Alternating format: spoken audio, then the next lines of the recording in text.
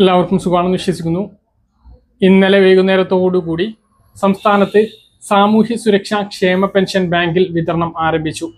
ഇനിയും കിട്ടാത്ത ആളുകളും കുറച്ച്, അതായത് 300, 200, 500 കുറഞ്ഞ് ലഭിച്ചിട്ടുള്ള ആളുകളും കയ്യിൽ പ്രതീക്ഷിക്കുന്ന ആളുകളും ശ്രദ്ധിക്കേണ്ട ഏറ്റവും പ്രധാനപ്പെട്ട കാര്യങ്ങളാണ് ഈ ഒരു വീഡിയോയിൽ നിങ്ങളുമായിട്ട് പങ്കുവെക്കുന്നത്.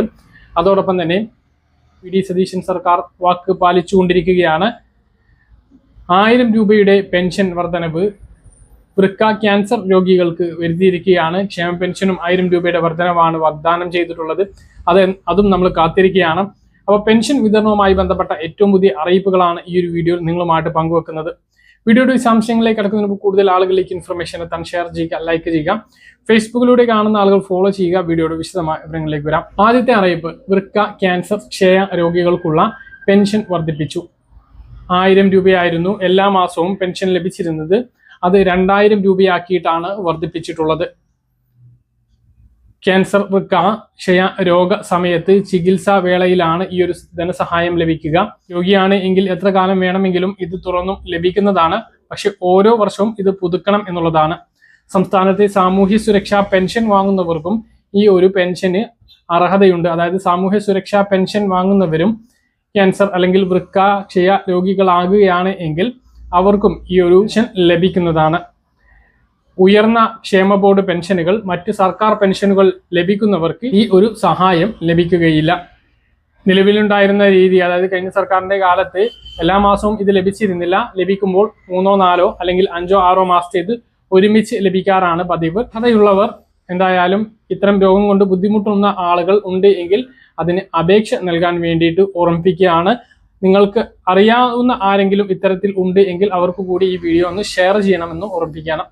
മറ്റൊന്ന്, സംസ്ഥാനത്ത് സാമൂഹ്യ സുരക്ഷാ ക്ഷേമ പെൻഷൻ ജൂലൈ മാസത്തേതിന്റെ 2000 രൂപയുടെ വിതരണം ഇന്നലെ ജൂലൈ 24-ാം തീയതി മുതൽ തന്നെ ആരംഭിച്ചു. വൈകുന്നേരത്തോടു കൂടിയാണ് ബാങ്ക് അക്കൗണ്ടുകളിലേക്ക് തുക എത്തിയിട്ടുള്ളത്. ഒരുപാട് ആളുകൾക്ക് ബാങ്ക് അക്കൗണ്ടുകളിലേക്ക് തുക എത്തിയിട്ടില്ല. അപ്പൊ എത്താത്ത ആളുകൾക്ക് ഇന്നിപ്പോ 4-ാം ശനിയാഴ്ചയാണ്, അതുപോലെ തന്നെ നാളെ ഞായറാഴ്ചയാണ്. ചില ബാങ്ക് അക്കൗണ്ടുകളിൽ ഈ അവധി ദിവസങ്ങളാണ് എങ്കിൽ പോലും കയറാറുണ്ട്. അല്ലാത്ത ആളുകൾക്ക് തിങ്കളാഴ്ച മുതൽ കയറി തുടങ്ങുന്നതാണ്. മറ്റൊന്ന്, കയ്യിൽ പെൻഷൻ വിതരണമാണ്. തിങ്കളാഴ്ച വൈകുന്നേരത്തോടു കൂടി ട്രഷറി മുഖാന്തരം സർവീസ് സഹകരണ സംഘങ്ങളിലേക്ക് തുക എത്തും.